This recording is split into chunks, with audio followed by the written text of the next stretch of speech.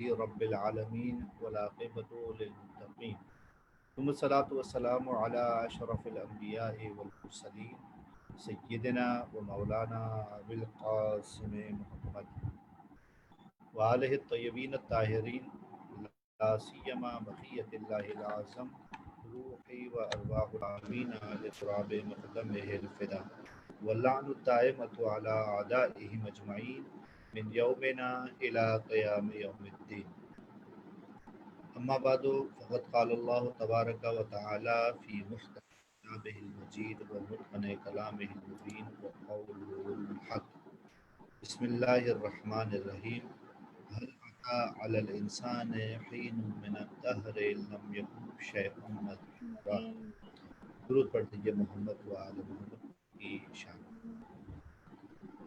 عزیزوں، اس سے پہلے کہ گفتگو کا آغاز کیا جائے، سب سے پہلے تو پچھلی دفعہ جو ہمارے یہاں پہ کلاس ہوئی تھی اس کے حوالے سے کوئز لیا گیا تھا، تو اس کے کوئز کی نتائج کی تفصیل آپ کی خدمت میں پیش ہے کہ تقریباً جو ہے وہ 5 سے 12 افراد نے شرکت کی تھی یا 14 افراد ہیں، جن میں سے شروع کے 5 افراد یہ ہیں کہ جن کو انعامات وغیرہ دیے گئے ہیں، اور ان میں جناب علی نقی صاحب ہیں، زہرا تقی ہیں صاحبہ ہیں، اور زہرا دیوجانی صاحبہ ہیں، سیدہ زہرا خاتون نقوی صاحبہ ہیں، اور اسامہ صاحبہ ہیں۔ ان خواتین اور حضرات کو انعام دیا گیا ہے۔ انشاءاللہ آج کا بھی درس ختم ہونے کے بعد آپ کے ساتھ کوئز شیئر کر دیا جائے گا، اور کوئز شیئر کرنے کا مقصد یہ ہے کہ مسائل ہمیں جو ہے باتیں جو سنی جا رہی ہیں سننے کی حد تک نہیں کہ ہمیں یاد بھی ہو جائیں۔ درود پڑھ دیجیے محمد۔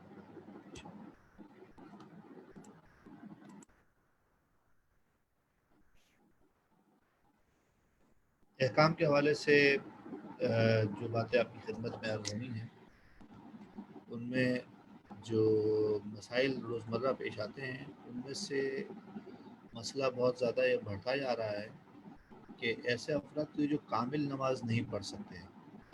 کامل نماز نہیں پڑھ سکتے، اس کا کیا مطلب ہے؟ اس کا مطلب یہ ہے کہ کوئی قیام نہیں کرتا ہے، کوئی رکوع نہیں کر سکتا ہے، کوئی جناب علی جو ہے وہ سجدہ نہیں کر سکتا ہے۔ ان ساری چیزوں کو ذہن میں رکھتے ہوئے ساری باتیں ہیں، لیکن آج کے میں سارے مسائل تو آپ کی خدمت میں عرض نہیں ہو پائیں گے، جتنے ہمارے پاس ٹائم ہے اور جتنی بساط ہے اسی حساب سے جو ہے وہ مسائل آپ کی خدمت میں عرض کیے جائیں گے۔ سب سے پہلا مسئلہ جو ہے قیام کے بارے میں ہے۔ قیام میں جو سیدھا کھڑا ہو سکتا ہے، سیدھا کھڑا ہونے کا مطلب سیدھا کھڑا ہونے ہو سکتا ہے، تو اس کے بارے میں بات ہو رہی ہے۔ اگر یہ شخص معمول سے پیر پھیلائے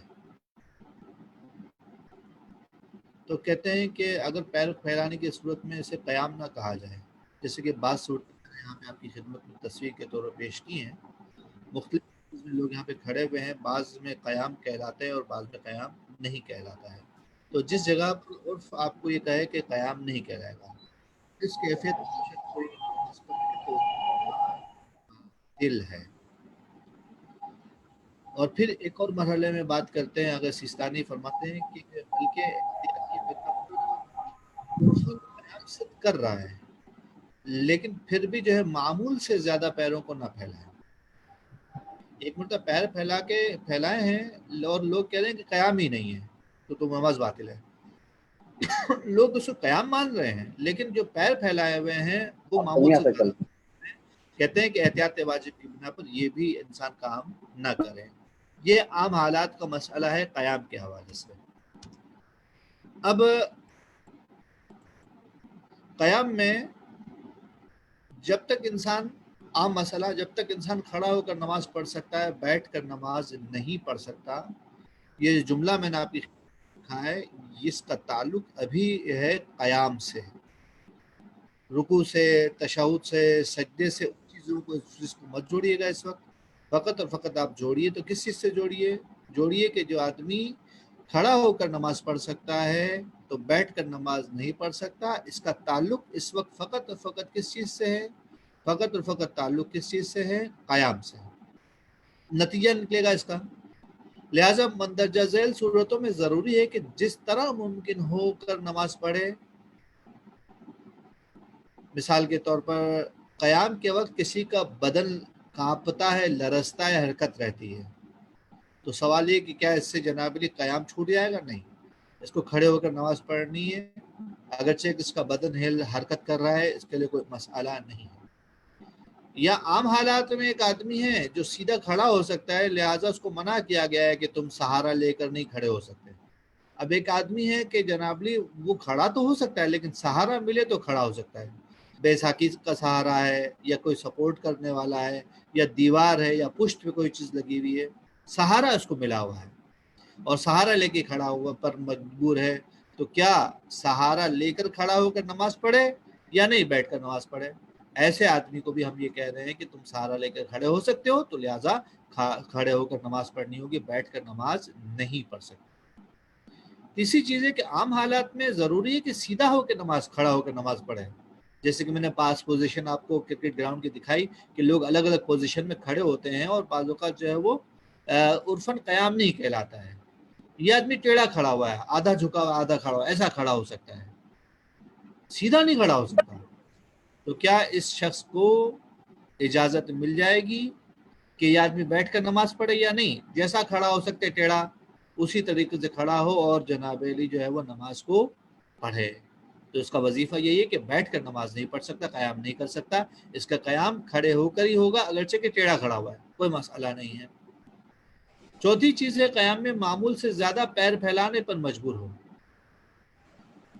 قیام میں معمول سے زیادہ پیر پھیلانے پر مجبور ہو، اس طرح کے قیام ست کرے. اگر یہ سچویشن ہے یعنی کہ قیام ہی ست نہیں کر رہا ہے، پیر پھیلا رہا ہے لیکن قیام ست نہیں کر رہا ہے، اس کی بحث نہیں کر رہا ہے، پیر پھیلا رہا ہے جو ہم نے احتیاط واجب لگائی تھی، یہ جناب علی پیر پھیلانے میں مجبور ہے اور جناب علی یہ عرفاً قیام بھی ست کر رہا ہے. تو اب اس آدمی کا وظیفہ یہ ہے کہ کھڑے ہو کر ہی نماز پڑھے، جیسے بھی کھڑے ہو رہا ہے کوئی بات نہیں، پیر پھیلا دیے معمول سے کوئی مسئلہ نہیں ہے، اس آدمی کو کھڑا ہو کر ہی نماز پڑھنی پڑے گی. یہ تو تھی ہماری بات قیام کے حوالے سے. اب اس میں اگلے مرحلے میں ہم جائیں تو یہاں پہ کچھ صورتیں ہیں.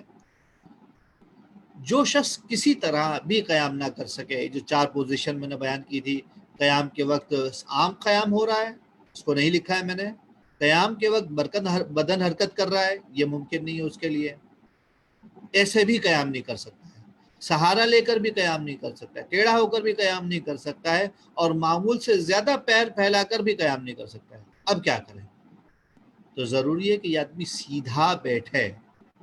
اب مسئلہ ہے بیٹھنے میں نہیں بلکہ سیدھا بیٹھے، اور سیدھا بیٹھنے کے بعد نماز کو بیٹھ کر پڑھے. نماز کو بیٹھ کر پڑھے سے مراد یہاں پر کس کی بحث ہو رہی ہے؟ ہماری یہاں بحث ہو رہی ہے ہماری قیام کے حوالے سے. لہذا ضروری ہے کہ سیدھا بیٹھے اور بیٹھ کر نماز پڑھے.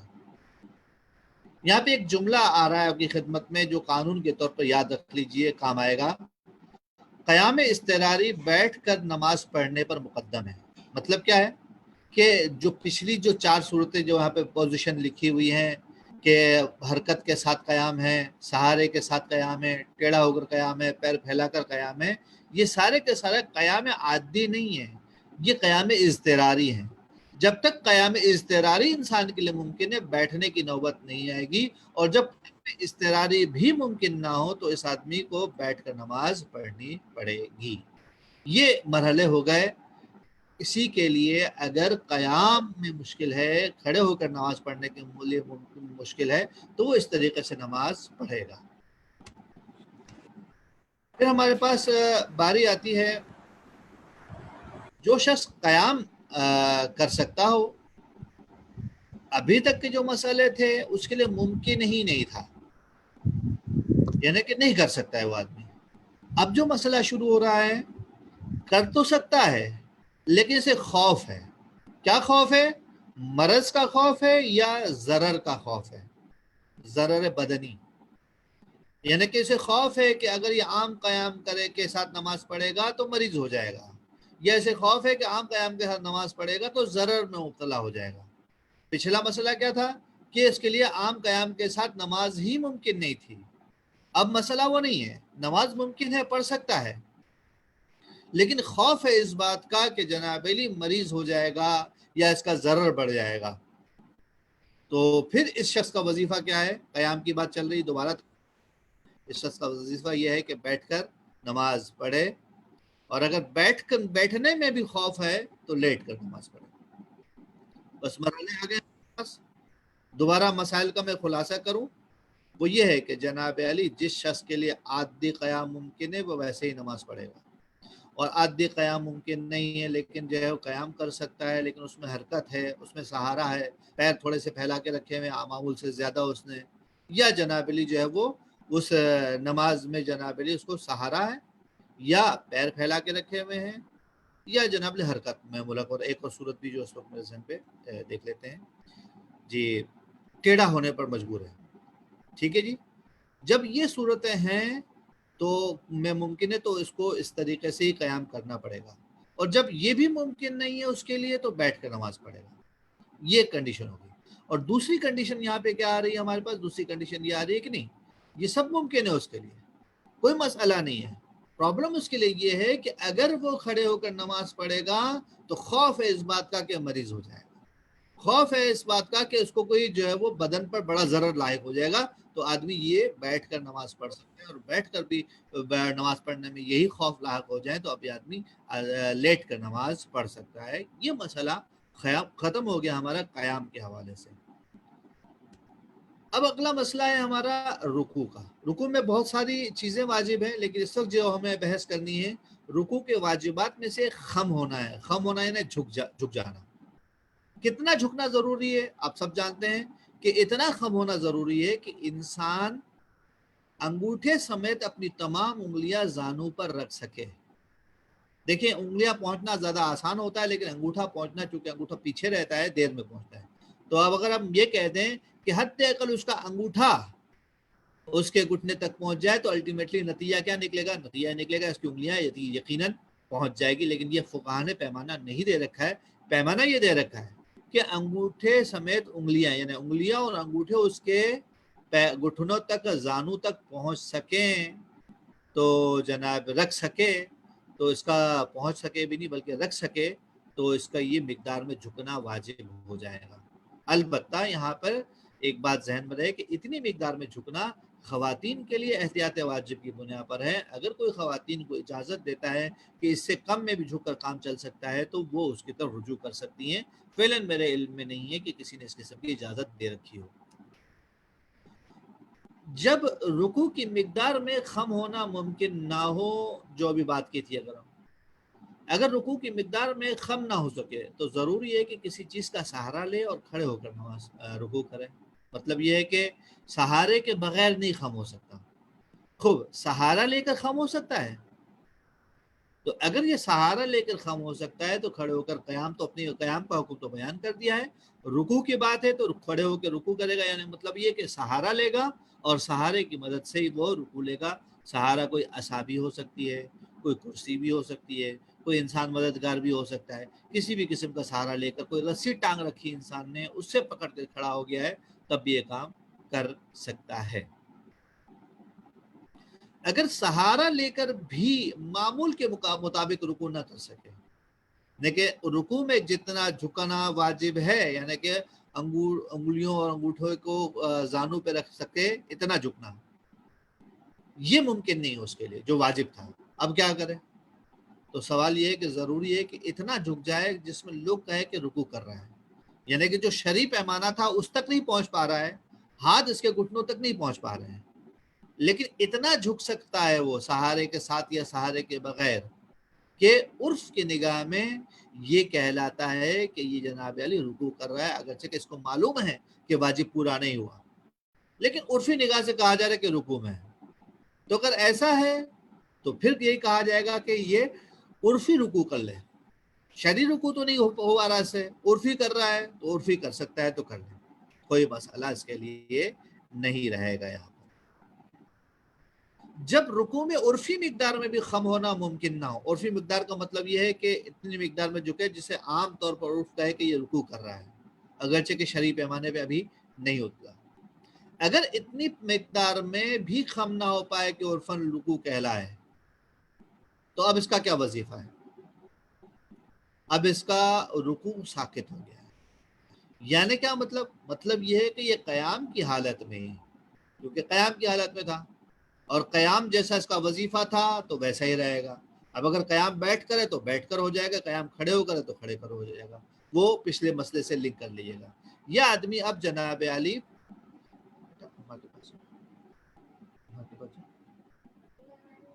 معذرت چاہتا ہوں. تو اب یہ اتنی مقدار میں اشارہ کرے گا، جھک تو نہیں پا رہا ہے، لیکن قیام کی حالت میں رکوع کے لیے قیام کا مطلب وہی جو ہم بیان کر چکے. اب کیا کرنا ہے؟ سر سے اشارہ کرنا ہے، جیسا میں کر رہا ہوں سر سے اشارہ کریں. یہ اشارہ سر سے کرنا ضروری ہے. یہ ہم نہیں کہہ رہے کہ اشارہ کرے، بلکہ یہ کہہ رہے ہیں کہ یہ آدمی سر سے اشارہ کرے گا کہ سر یہ رکوع کے لیے جھکا ہوا ہے، اور پھر اس کے بعد جو ہے وہ رکوع کا ذکر پڑے گا اور پھر سر اٹھائے گا اور آگے اپنی نماز کو اسی طرح سے آگے بڑھائے گا. یہ مسئلہ ہے اس آدمی کے لیے جو شرعی رکوع بھی نہیں کر پا رہا ہے سہارے کے ساتھ اور سہارے کے بغیر، عرفی رکوع بھی نہیں کر پا رہا ہے سہارے کے ساتھ بھی اور سہارے کے بغیر بھی. تو اب اس کی باری یہ ہے کہ یہ کیا کرے؟ یہ جناب علی سر کے اشارے سے سر کی مدد سے رکوع کے لیے اشارہ کرے. اچھا، اب یہاں پہ ایک مسئلہ اور آ رہا ہے. جو شخص قیام میں بالکل عاجز ہو، کسی طور پر اسے، یعنی کہ یہ مسئلہ پچھلے مسئلے سے ریلیٹ ہو رہا ہے. تو اب میں نے اشارہ کر دیا پہلے ہی آپ کی خدمت میں کہ یہ آدمی جو کسی طریقے سے بھی قیام نہیں کر پا رہا، نہ قرات کے لیے نہ کسی اور میں، تو اب کیا کرنا ہے؟ اس کو بیٹھ کر قیام کرے گا. جب بیٹھ کر قیام کرے گا تو رکوع بھی کیا ہوگا؟ اس کا بیٹھ کر ہی ہوگا. جو شخص نماز میں قیام سے بالکل عاجز ہو تو ضروری ہے کہ بیٹھ کر رکوع انجام دے. لہٰذا اب اس کا وظیفہ کیا ہوگا؟ رکوع بیٹھا ہوا تو ہے ہی، رکوع بھی اس کا کیا ہو جائے گا؟ بیٹھ کے ہو جائے گا. اب اگلا مرحلہ جو آ رہا ہے وہ آ رہا ہے جس شخص کے قیام کی حالت میں رکوع نہ کر سکے. جو شخص کھڑے ہو کر نماز قیام میں پڑھ سکتا ہے لیکن رکوع نہیں کر سکتا، لیکن رکوع کے لیے بیٹھ کر خم ہو سکتا ہے. اب سوال یہ کہ ٹھیک ہے تم کھڑے ہو کے نماز پڑھ سکتے ہو لیکن رکوع کے لیے خم نہیں ہو سکتے. یہ بتاؤ کہ بیٹھ کے لیے رکوع کے لیے خم ہو سکتے ہو؟ تو ضروری ہے کہ کیا کرے یہ آدمی؟ کھڑے ہو کے نماز پڑھے، اگرچہ کہ اس کے لیے بیٹھ کر رکوع کرنا ممکن ہے، لیکن چونکہ قیام اس کے لیے ممکن ہے لہٰذا اس کا رکوع چلا گیا، یعنی کہ اس نے سر سے اشارہ ہی کرنا ہے. دیکھیں کنڈیشن تھوڑی سی ٹیپیکل ہو رہی ہے. عام طور پر انسان یہاں پہ خطا اور غلطی کر جاتا ہے. ہم یہ کہہ رہے ہیں کہ یہ آدمی کھڑے ہو کر رکوع نہیں کر سکتا لیکن جو ہے بیٹھ کر رکوع کر سکتا ہے. اس کا مطلب کیا ہے کہ کھڑا ہو سکتا ہے، قیام اس کے لیے ممکن ہے لیکن رکوع نہیں کر سکتا.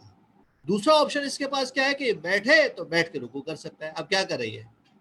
اب کرے گا یہ کہ کھڑے کھڑے نماز پڑھے گا، اور ضروری ہے کہ کھڑے ہو کر نماز پڑھے اور رکوع کے لیے سر سے اشارہ کرے.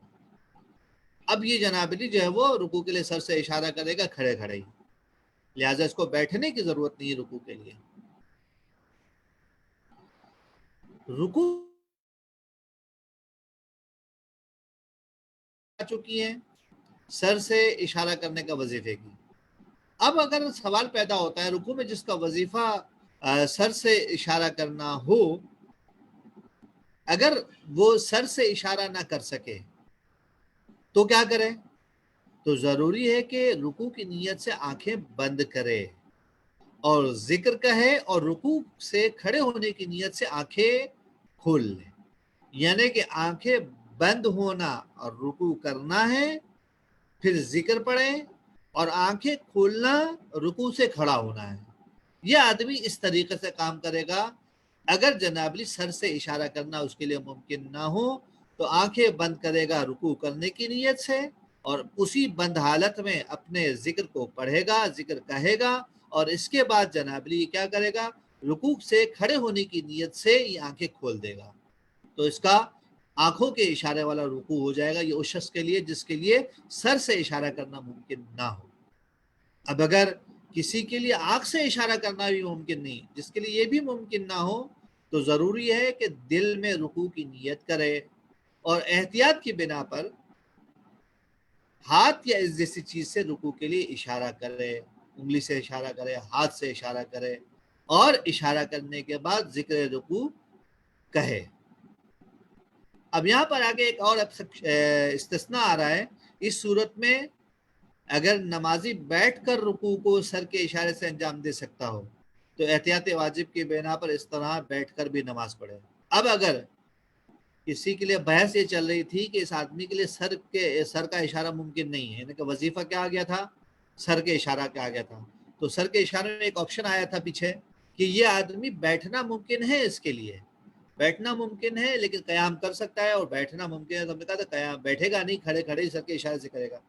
اب اگر یہ والی کنڈیشن آ گئی ہے کہ سر کا اشارہ نہیں کر پا رہا ہے تو آنکھوں کا اشارہ کرنا، اور آنکھوں کا اشارہ بھی نہیں کر پا رہا، دل سے گزارنا ہے۔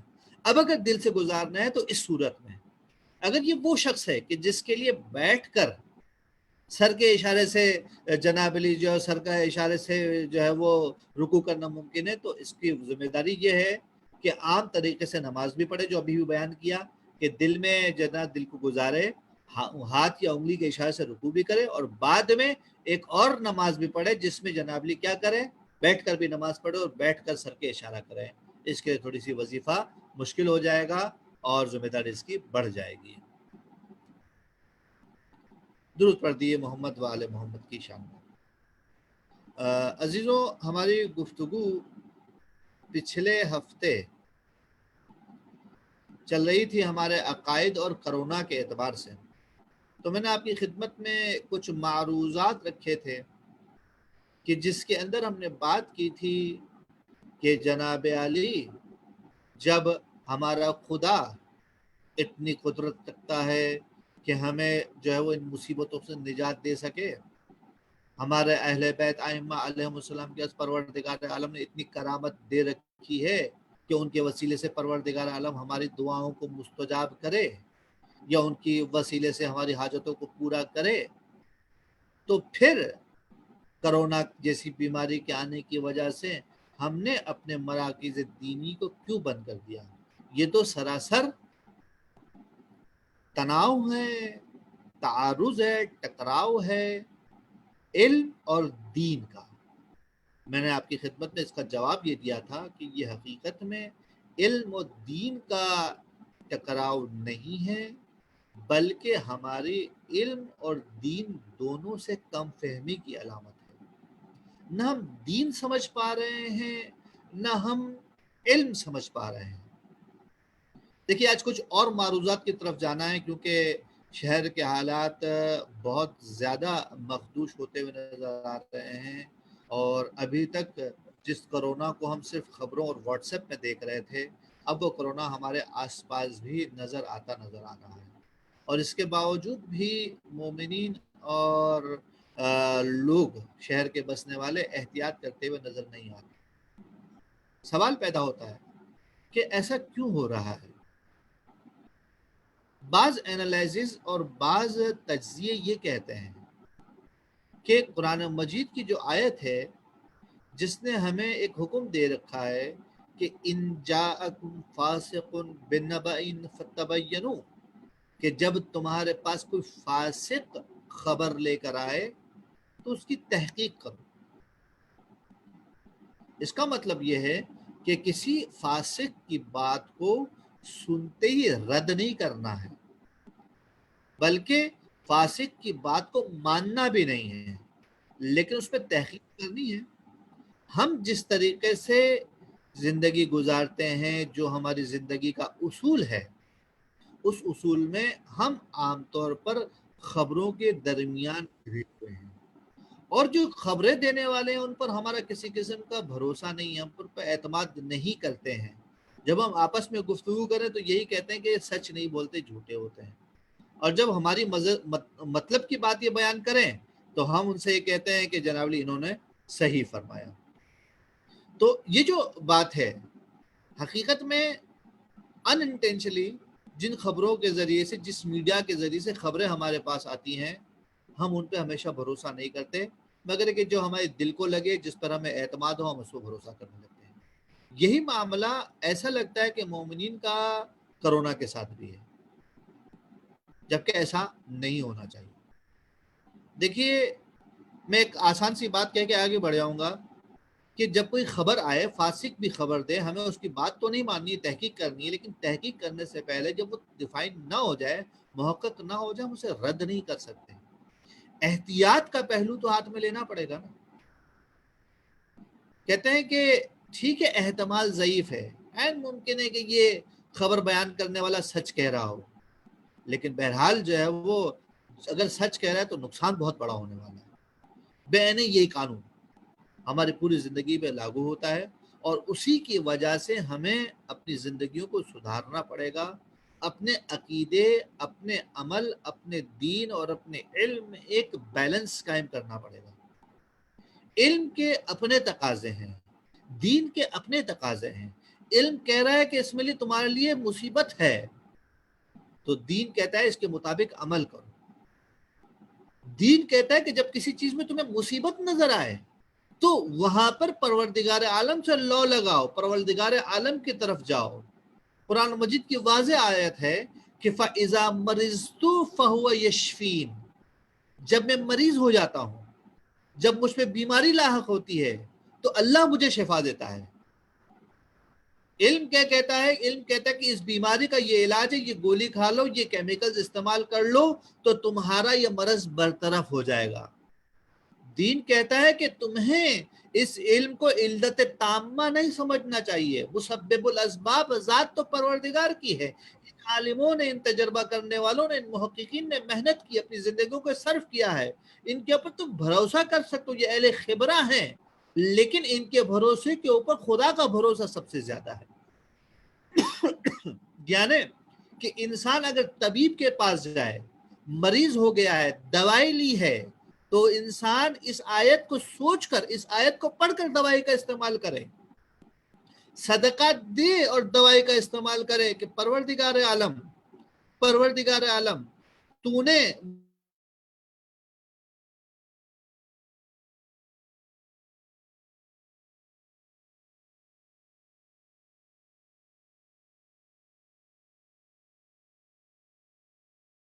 کہتے ہیں کہ شفا پروردگار عالم کے ہاتھ میں ہے۔ اسی طریقے سے دین یہ کہتا ہے کہ مرض سے بچانا بھی خدا کے ہاتھ میں، اور مریض کرنا بھی خدا کے ہاتھ میں ہے۔ لہٰذا وہ علم کہہ رہا ہے کہ یہ جراثیم، یہ وائرس تمہارے آس پاس گھوم رہا ہے، ہاتھ ملاؤ گے تو تم جناب علی اس سے مخدوش ہونے کا خطرہ ہے۔ تو بھائی یہ علم یہ بھی تو کہہ رہا ہے کہ ہاتھ ملاؤ گے تو ہاتھ کو سینیٹائز کر لو گے تو تمہارا یہ خطرہ ٹل بھی جائے گا۔ تو اب آ کر تم دین کا سہارا لے کے یہ مت کہو کہ میں ہاتھ نہیں ملاؤں گا، ہاتھ بھی ملاؤ۔ دین کا تقاضا یہ ہے کہ کسی نے حاجت کی ہے، تمہارے قریب ہاتھ بڑھایا ہے، تم اس کا ہاتھ بڑھاؤ۔ کوئی تم سے چاہتا ہے، ریکویسٹ کرتا ہے تمہارے گھر آنے کے لیے، تو اسے بھگا مت دو، آنے کی اجازت دو۔ احتیاط کرنا تمہارا اپنا وظیفہ ہے۔ اب دین اور علم کے درمیان تناؤ جو قائم کرتی ہیں چیزیں، وہ دین اور علم قائم نہیں کرتا، وہ ہماری سوچ اور ہماری مینٹلٹی اور ہماری کج فکری قائم کرتی ہے۔ دوستو ہم یہ بات کیوں نہیں سمجھتے؟ روایات میں یہ ایک طرف یہ بھی کہا گیا ہے عام حالات ہوں، عام حالات ہوں، یہ والے حالات کی بات نہیں ہو رہی، عام حالات ہوں تو کہا گیا ہے کہ سؤر المومن شفاؤن، کہ اگر مومن کا جھوٹا کھاؤ گے تو اس میں شفا ہے، اور علم یہ کہہ رہا ہے کہ جھوٹا کھاؤ گے تو مریض ہو جاؤ گے۔ تو اب بتاؤ مجتہد کا فتویٰ کیا کہتا ہے؟ مجتہد کا فتویٰ یہ کہتا ہے کہ تم جناب علی اس سے اجتناب کرو، تمہارے لیے اب اس کا کھانا جائز نہیں ہے، لیکن اگر کوئی ایسی کنڈیشن آ جائے کہ جہاں پر بیچ کا راستہ نکل سکتا ہے تو یہاں پر آ کے دین اور علم کے درمیان تناؤ ختم ہو جائے گا۔ میں نے مثال دی آپ کی خدمت میں، اپنی زندگیوں کو بہتر کرنے کی ضرورت ہے، اپنے علم کو بہتر کرنے کی ضرورت ہے، اور ساتھ میں اپنی دین فہمی بڑھانے کی ضرورت ہے۔ دین کا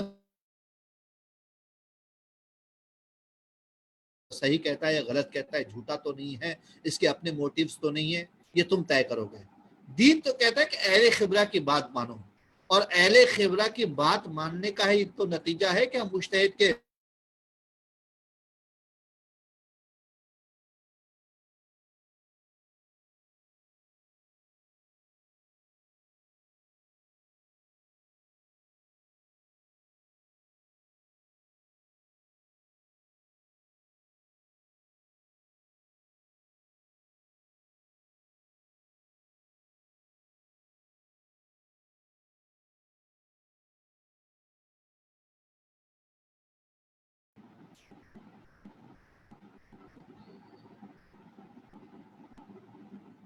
नाज़रीन अगर आप लोगों को आवाज़ आ रही है तो मैं 2 मिनट में दर्स शुरू कर रहा हूँ।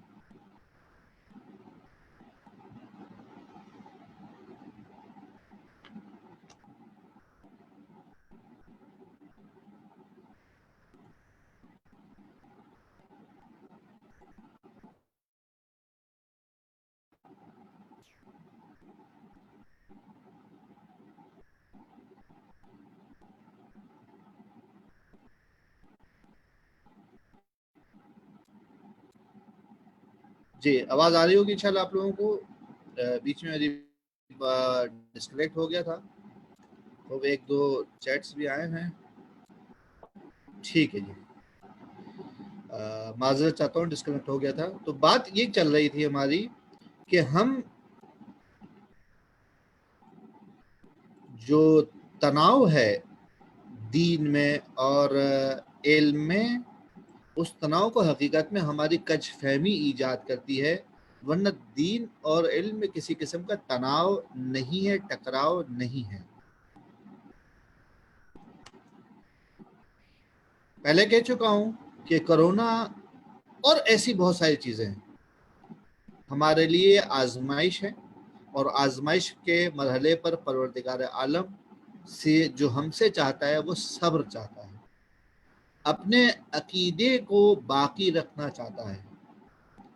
ऐसा ना हो कि मादे और तबीयत में रहते रहते हम तबीयत के ही हो जाएं, और जब तक हमें तजर्बा किसी चीज़ की खबर ना दे हम किसी किस्म की और उम्मीद ना लगाएं, बल्कि हमारी उम्मीद ज़ाते खुदावंद मुताल ही से होनी चाहिए।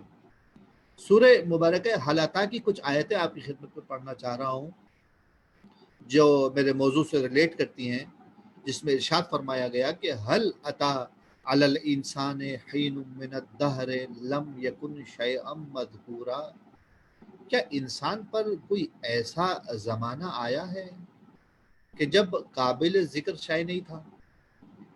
ये बड़ा लतीफ़ स्टाइल है, ये बड़ा अजीब स्टाइल है कि जब कोई शफीक उस्ताद अपने शागिर्द से कोई सवाल करता है तो इसका मतलब ये नहीं होता कि वो उस्ताद उस सवाल को नहीं जानता। हकीकत में उस्ताद आम तौर पर शागिर्द के इल्म को चेक करना चाहता है, लेकिन परवरदिगार आलम जब सवाल करता है तो वहाँ पर ये फ़लसफ़ा भी नहीं होता।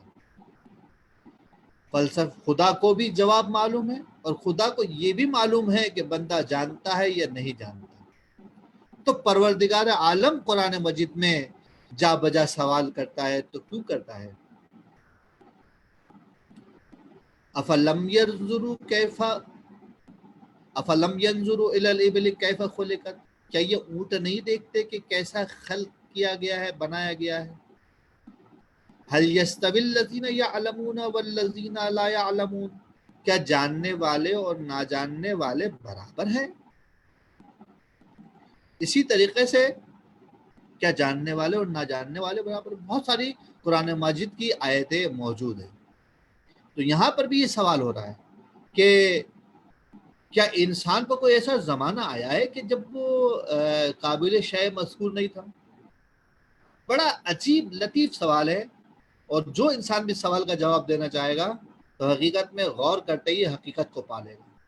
वो क्या पालेगा कि परवरदिगार आलम ने इस इंसान को बताया है कि देखो तुम्हें मैंने इंसान से ताबिर किया है, और इंसान से ताबिर करने का माना अजीज़ो ये है कि परवरदिगार आलम ने इंसान के बारे में कहा है कि लक़द खलक़नल इंसाना फ़ी अहसन तक़वीम, हमने इंसान को सबसे बेहतर अंदाजे में खल्क किया है, हमने इंसान को सबसे बेहतर अंदाजे के एतबार से खल्क किया, और इससे बेहतर किसी को खल्क नहीं किया है। वो इंसान कि जो सबसे बेहतर है, परवरदिगार आलम उसको इशारा कर रहा है कि तुम याद तो करो कि तुम एक ज़माने में मादूम थे ही नहीं। फिर उस जब अदम थे तो थे हुए, जब थे हुए तो जब भी क्या थे तुम, तो पहले मरहले में तुम अपने बाप के सुल्ब में थे, दूसरे मरहले में तुम नुत्फे में तब्दील हुए, तीसरे मरहले में तुम अलका बने, मुज़गा बने, एक जिनीन बने, जिनीन के बाद एक तिफल बने, اور مرحلہ وائز آگے بڑھتے بڑھتے تمہاری انسانیت تمہارے اعتبار سے کامل ہوئی تو اب تم اپنے آپ کو انسان کہتے ہو، تو غور تو کرو. یعنی کہ ایک ایسی بات ہے کہ جس میں انداز سوال کا ہے لیکن حقیقت میں سوال نہیں ہے. پروردگار عالم انسان کو بتا رہا ہے تم یاد تو کرو تم ایک زمانے میں کچھ بھی نہیں تھے، عدم تھے. تو جس رحیم خدا نے، جس رحمان خدا نے تم کو عدم سے وجود بخشا ہے، اس کے احکامات کا کچھ تو پاس رکھو. اپنے گھروں میں بیٹھے ہوئے ہو اور اگر گھر میں بچوں کے ساتھ زیادہ وقت گزارنا پڑ رہا ہے تو ایسا تو نہیں کہ تمہارے ہاتھ سے جو ہے خوش کھلتی جا رہی ہے، زوجہ کے ساتھ رویے میں ترشی آ رہی ہے، بچوں کے ساتھ گفتگو میں تندی آ رہی ہے. ایسا تو نہیں ہے. اگر ایسا ہو رہا ہے تو میں پہلے کہہ چکا ہوں ہم تو آزمائے جا رہے ہیں. آزمائے کیسے جا رہے ہیں؟ صرف آزمانے کی ایک جہت ہمارا عقیدہ ہے کیا؟ ہمارے اخلاق بھی تو ہے. جو لوگ ہمارے منہون منت ہے، جو ہمارے زیر کفالت ہے، جن کے ہم ولی ہو سکتے ہیں، جن کی ہم دیکھ رکھ کرتے ہیں، وہ ہم سے کیا توقع رکھا ہے؟ کیا ہم ان کے لیے تو کورونا نہیں بن گئے؟ کیا ہم ان کے لیے تو تکلیف نہیں بن گئے؟ ایک باپ ہونے کے ناطے، ایک ولی ہونے کے ناطے، ایک ماں ہونے کے ناطے، بڑا بھائی ہونے کے ناطے، بڑی بہن ہونے کے ناطے ہمارا اپنے چھوٹوں کی نسبت سے کیا فریضہ ہے اور چھوٹوں کا بڑوں کی نسبت سے کیا فریضہ ہے؟ کیا یہ ہمارا امتحان نہیں ہے، آزمائش نہیں ہے؟ اگر آزمائش ہے یہ بھی تو اس میں بھی دوستو پورا اترنا پڑے گا. پروردگار عالم نے پہلے مرحلے میں کہا کہ تم کچھ بھی نہیں تھے، لم یکن شیئم مذکورہ تھے. اور پھر دوسری آیت میں ارشاد فرمایا کہ انا خلقنا الانسان من نطفۃ امشاج، ہم نے انسان کو ملے جلے نطفے سے خلق کیا. نبتلی ہے، کیوں خلق کیا؟ آزمائیں گے. کیوں آزمائیں گے؟ مرتبہ بڑھائیں گے. پروردگار عالم انسان کو آزماتا ہے مرتبے بڑھانے کے لیے. وہ کہہ رہا ہے کہ میں نے انسان کو خلق ہی کیا ہے ابتلا کے لیے. تو اس انسان کو کہ جس کو پروردگار عالم نے آزمانے کے لیے خلق کیا ہے تو دیا کیا ہے؟ فَجَعَلْنَاهُ سَمِيعًا بَصِيرًا، ہم نے انسان کو دیکھنے والا اور سننے والا بنایا ہے. دوستو بہت باریک نقطے کی اشارہ کرنا چاہتا ہوں. دیکھنے کا مطلب یہ کہ ہر دیکھی ہوئی بات حق نہیں ہوتی، ہر سنی ہوئی بات حق نہیں ہوتی. یہ بات تو ہم ہمیشہ کہتے ہیں. آج ایک اور بات بھی کہنے دیجیے مجھے کہ ہر سنی ہوئی بات باطل نہیں ہوتی اور ہر دیکھی ہوئی بات بھی باطل نہیں ہوتی. تو پھر پروردگار عالم نے ہمیں سماعت اور بصارت دی، اس کا فائدہ کیا ہے؟ اس سماعت اور بصارت کے اوپر ایک فؤاد بھی دیا ہے، ایک دل بھی دیا ہے، ایک اینالائزر بھی دیا ہے جو یہ کہتا ہے کہ جو سنتے ہو اس کو اینالائز کرو، جو دیکھتے ہو اس کو اینالائز کرو، عبرت لو، سیکھو. ایسا نہ ہو کہ کسی کی بات سن کے تم غلط عمل کر دو، ایسا نہ ہو کہ کسی کی بات کا انکار کر کے تم غلط عمل کر دو. نہیں، بات کو سنو، اس میں کوئی حقیقت چھپی ہوگی، غور و فکر تو کرو، تفکر تو کرو. لیکن تمہارا جو ہتھیار ہے جو تمہیں کامیاب کرے گا اس آزمائش میں، وہ ہتھیار، ایک ہتھیار کیا دیا ہے پروردگار نے؟ سماعت اور بصارت دی ہے.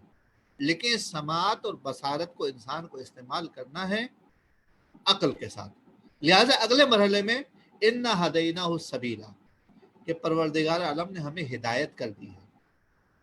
ہدایت آنکھوں کو دی ہے، ہدایت کانوں کو دی ہے. ہدایت کس کو دی ہے؟ ہدایت فؤاد کو دی ہے. ہدایت کس کو قرار دی ہے؟ فؤاد کو قرار دی ہے، قلب کو قرار دی ہے. اب جب قلب کو ہدایت آ گئی، اس کو راستہ مل گیا ہے، تمہیں معلومات مل گئی کہ اس میں بیماری ہے، تمہیں معلومات مل گئی کہ جنابلی بیماری جب ہو تو پروردگار عالم سے لو لگاؤ. اب علم اور دین دونوں کو ساتھ لے کے چل رہا ہوں، ان دونوں میں تعارض نہیں ہے. علم کہہ رہا ہے کہ بیماری آ چکی ہے، دین کہہ رہا ہے کہ جب بیماری آ جائے تو پروردگار عالم سے لو لگاؤ.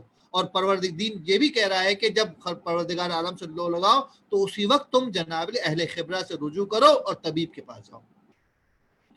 یہ سب کچھ جو ہمیں مل چکا ہے، انا ہدینہ سبیلا ہے. اب ہماری کیا اختیار ہے؟ پروردگار عالم نے حسن اختیار ہمارا بیان کیا ہے. اب انسان کی مرضی ہے تو انسان ہی، اما شاکر و اما کفور. پروردگار عالم تمہیں مار کے مسلمان نہیں کرے گا. اگر کوئی بھی تمہارے ساتھ زبردستی کرے گا تو وہ تمہارے حقوق کی پامالی ہے. پروردگار عالم کبھی بھی انسان کے انسانی حقوق کی پامالی نہیں کرتا. اس نے انسان کو مختار پیدا کیا ہے اور اختیار کی بات کی، ہمیشہ اس کے ہاتھ میں اختیار رکھتا ہے. اور پھر بعد میں کہتا ہے کہ دیکھو تم اچھا کرو گے تو تمہارے اختیار سے ہوگا، برا کرو گے تو تمہارے اختیار سے ہوگا. اچھا کرو گے تو ہم تمہیں جزا دیں گے، برا کرو گے تو ہم تمہیں سزا دیں گے، لیکن دنیا میں جو کچھ بھی کرو گے تمہارا اپنا اختیار. انا ہدینہ سبیلا اما شاکرا و اما کفورا. اب پروردگار عالم نے جزا و سزا کی بات کہہ دی ہے. انا اعتدنا للکافرین سلاسلا و اغلالا و سعیرا. ہم نے کافروں کے لیے، کفران نعمت کرنے والوں کے لیے، ہدایت جیسی نعمت کا انکار کرنے والوں کے لیے سلاسل بنائے ہیں، بیڑیاں بنائی ہیں، اغلال توق بنائے ہیں، سعیر بنایا ہے، جہنم میں کھولتا ہوا پانی یا جہنم کی آگ بنائی ہے. یہ ایک پہلو تھا کہ جو مخالفت کرے. لیکن دوسری جانب ان الابرار یشربون من کأس کان مزاجها کافورا. ابرار ایسے جاموں سے پیئیں گے کہ جن سے کافور کی مہک آتی ہوگی، اور ایسے ان کو چشمے ملیں گے کہ یشرب بہا عباد اللہ ہے، کہ جس سے اللہ کے بندے پیئیں گے، جن کو پروردگار عالم نے بندگی کی سند اختیار عطا فرمائی ہے. ان کے اندر مولا حسین شامل ہے، حضرت ختمی مرتبت شامل ہے، حضرت امیر شامل ہے، حضرت زہرا شامل ہے، تمام انبیاء، تمام اولیاء شامل ہیں. کیا کرامت ہے انسان کی، اس انسان کی جس نے ہدایت کا شکران ادا کیا اور شکر کیا کہ اسے اس چشمے سے پینے کو ملے گا جس سے صرف اور صرف اللہ کے بندے پیتے ہیں. وَيُفَجِّرُونَهَا تَفْجِيرًا. اور یہ اللہ کے بندے اسے ہر جگہ ہر سو پھیلا دیں گے. بس عزیزوں، اسی پر ہم گفتگو کو ختم کرتے ہیں. وقت بھی آج تھوڑا زیادہ لے چکا ہوں. انشاءاللہ آپ درگزر فرمائیں گے. سورہ فاتحہ کی نماز ہے. کل مومن مومنات جن کا کوئی فاتحہ پڑھنے والا نہیں ہے، خصوصیت سے ناظرین اور حاضرین اور سامعین کے مرحومین، اور سید ذاکر حسین نقوی، سیدہ کنیز نقوی، اور کل مومن مومنات، علماء، شہداء جن کا کوئی فاتحہ پڑھنے والا نہیں، ان سب کو ذہن میں رکھتے ہوئے رحم اللہ من قرأ الفاتحہ. بسم اللہ الرحمن الرحیم. الحمد للہ رب العالمین الرحمن الرحیم مالک یوم الدین. ایاک نعبد و ایاک نستعین. اہدنا الصراط المستقیم صراط الذین انعمت علیہم غیر المغضوب علیہم ولا الضالین. بسم اللہ الرحمن الرحیم. قل هو اللہ احد اللہ الصمد لم یلد ولم یولد ولم یکن له کفوا احد. بسم اللہ الرحمن الرحیم. قل هو اللہ احد اللہ الصمد لم یلد ولم یولد ولم یکن له کفوا احد. بسم اللہ الرحمن الرحیم. انا اعطیناک الکوثر فصل لربک وانحر ان شانئک هو الابتر. اللهم اغفر للمؤمنين والمؤمنات المسلمين والمسلمات الأحياء منهم والأموات. تابع اللهم بيننا وبينهم بالخيرات وتقبل منا إنك سميع الدعوات. عزیزوں، محمد تقی نے یہاں پر کوئز بھی آپ کے ساتھ شیئر کر دیا ہے، آپ اپنے چیٹ باکس میں چیک کر لیں. تو جو اس میں شرکت کرنا چاہے وہ اس میں شرکت بھی کر سکتے ہیں. دعا میں یاد رکھیے گا. پروردگار عالم تمام مومنین کو اپنی حفظ و امان میں رکھے، ہر قسم کی بلا و وبا سے نجات دے. وآخر دعوانا ان الحمد للہ رب العالمین.